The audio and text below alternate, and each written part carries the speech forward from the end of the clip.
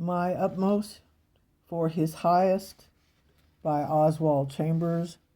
Original published date 1935.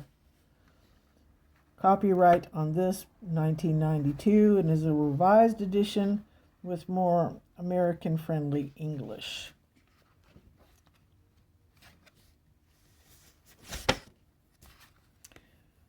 On this list of thoughts and opinions and praises starts with January 1st.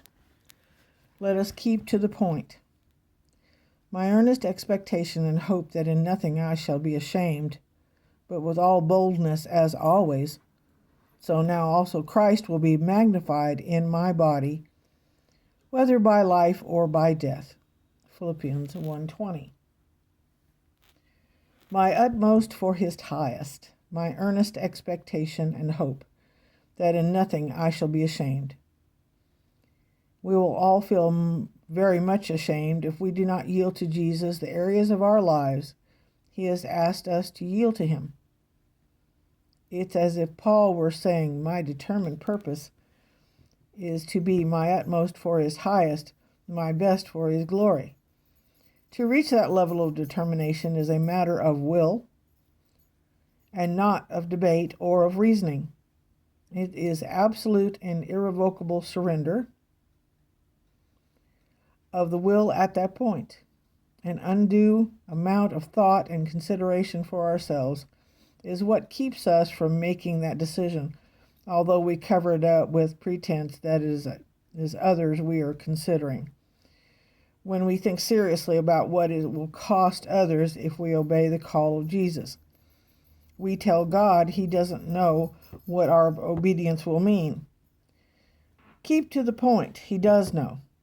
Shut out every other thought and keep yourself before God in this one thing only. My utmost for His highest. I am determined to be absolutely and entirely for Him and Him alone. My unstoppable determination for His holiness. Whether it means life or death, it makes no difference.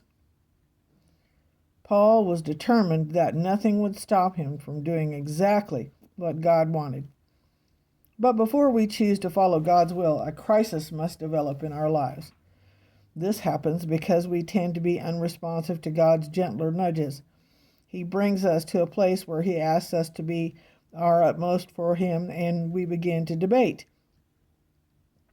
He then providentially produces a crisis where we have to decide for or against. That moment becomes a great crossroads in our lives. If a crisis has come to you on any front, surrender your will to Jesus absolutely and irrevocably. January 2nd. Will you go out without knowing? He went out not knowing where he was going. Hebrews 11:8. Have you ever gone out in this way? If so, there is no logical answer possible when everyone asks you what you are doing. One of the most difficult questions to answer in Christian work is, what do you expect to do? You don't know what you're going to do. The only thing you know is that God knows what He's doing. Continually examine your attitude towards God to see if you are willing to go out in every area of your life, trusting in Him entirely. It is this attitude that keeps you in constant wonder, because you don't know what God is going to do next. Each morning as you wake, there is a new opportunity to go out, building your confidence in God. Do not worry about your life, nor about the body, Luke 12:22. In other words, don't worry about the things that concerned you before you did go out. Have you been asking God what He's going to do? He will never tell you. He does not tell you what He is going to do. He reveals to you who He is. Do you believe in a miracle-working God?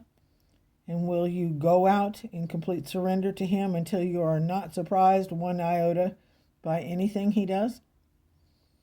Believe God is always the God you know Him to be when you are nearest to Him. Then think how unnecessary and disrespectful worry is. Let the attitude of your life be a continual willingness to go out in dependence upon God.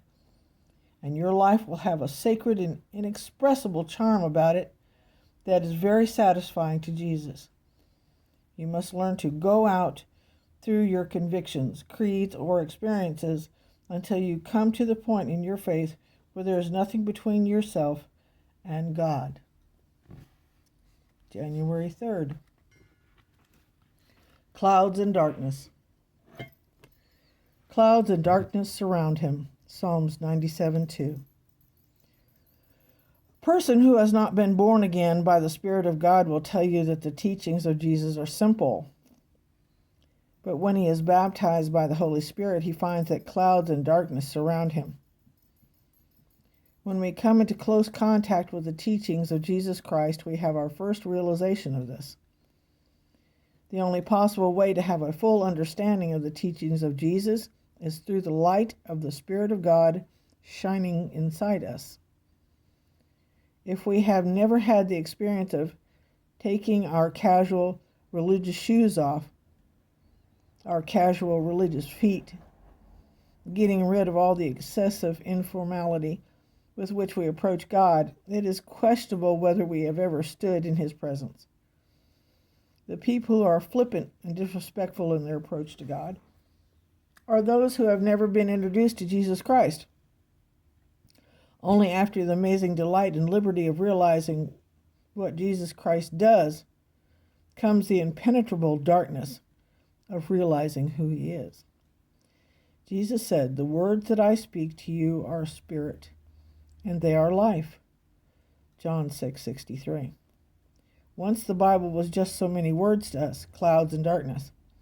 Then suddenly the words become spirit and life because Jesus re-speaks them to us when our circumstances make the words new. That is the way God speaks to us, not by visions and dreams, but by words.